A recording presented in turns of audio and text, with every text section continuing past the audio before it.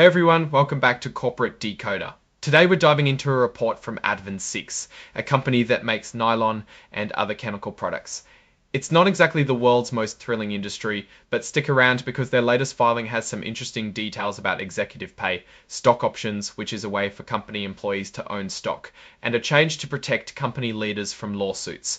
It's about to get interesting. If you find value in understanding the stories behind these corporate documents, make sure to subscribe. We also have a Discord community you can join, linked in the description below. This report is called an 8K. And it's a snapshot of important events that happened. The earliest event reported happened on June 18, 2025. Let's jump into what this report is all about. It mainly covers the company's annual meeting where shareholders, the people who own stock in the company, voted on some important issues. One of the key things they voted on was an update to the company's stock incentive plan. This plan is basically how AdvanSix gives its employees stock options as a form of payment or bonus. The change approved by shareholders increased the number of shares available under the plan by 1,400,000, meaning AdvanSix can hand out more stock to its employers. They also extended the plan to 2035, giving it more time to operate. This plan is important because it helps motivate employees by giving them a stake in the company's success. Now, let's talk about the actual votes that took place at the annual meeting. First up was the election of directors, the people who sit on the company's board, kind of like a group that heads the company with the top executive. Shareholders voted to elect several directors, including Erin Kane, Todd Caron, Genna Lovett, Donald Newman, Daniel Sanson, Sharon Spellin, and Patrick Williams. They will serve until the following that most people agree with them being the head of the company, and most people agree with them being the head of the company. The next vote was about approving PricewaterhouseCoopers LLP as the company's independent accounting firm for 2025. This is important because these accountants check AdvanSix's financial records to make sure everything is accurate and honest. Shareholders overwhelming versus just 245 and 578,924 votes for the appointment versus just 283,683,905 for the appointment versus just 238,000. Then there was a vote on the compensation or payment of AdvanSix's top executives.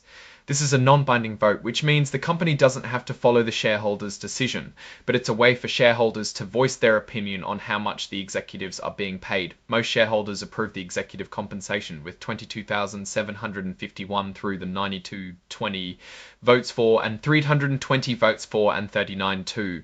With 20 votes for and 92,945 against. As we talked about earlier, shareholders also voted to approve the amended and restated stock incentive plan.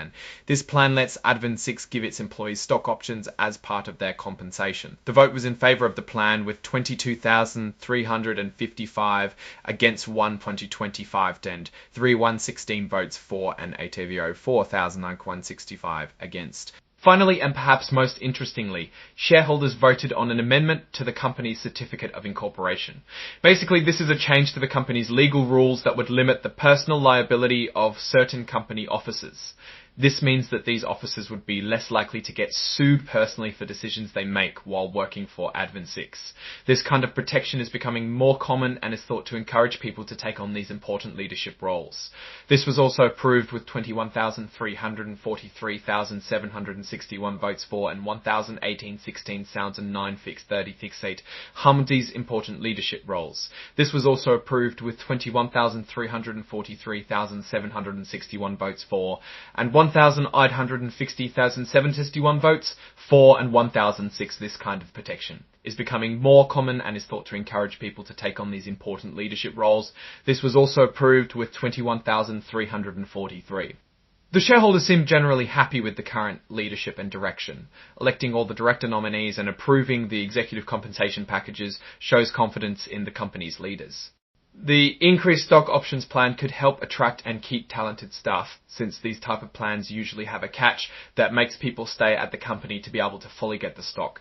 The amendment to protect officers from liability is a notable move.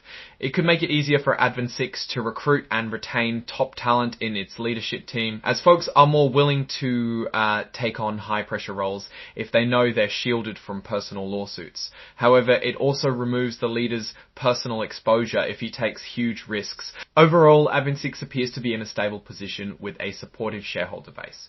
The company is proactively taking steps to secure its leadership team and motivate its employees. Alright, that's our breakdown of AdvanSix's latest filing. What's your take on these amendments and what they signal for the company's future? Drop your thoughts in the comments. If this analysis was valuable, hitting that like button really helps, and subscribe for more deep dives. Don't forget to check out the Discord in the description. Thanks for watching, and see you next time.